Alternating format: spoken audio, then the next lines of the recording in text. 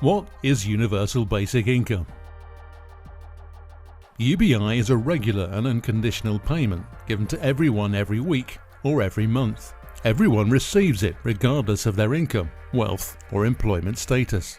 How much would everyone receive? Different proposals suggest different amounts of UBI.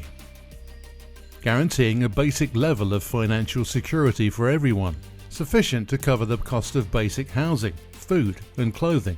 Would UBI replace all benefits? No. Most UBI proposals keep housing benefit and disability benefits. Many UBI proposals replace child benefit with a more generous UBI for children, where parents and guardians received half the UBI amount for each child. Do very rich people get paid a UBI? Yes. High earners would effectively pay their UBI back in increased tax, and a wealth tax would mean the wealthy are not better off. Is it better to target financial help at the poorest? Targeted benefits have to be means tested, which makes them complicated, bureaucratic, inefficient and increases admin cost. With targeted benefits, recipients may have to wait months to receive benefits, whereas UBI has no delay, as it's always paid every week or month. How much would a UBI cost? Is UBI affordable? With UBI, it's important to distinguish the gross cost from the net cost. The net cost is the total amount paid out in UBI, minus the money it would save. Higher taxes and a lower mental health budget would cancel out some of the cost of a UBI. In the UK, economist Card Widerquist has modelled a UBI of £7,706 per adult and £3,853 per child per year.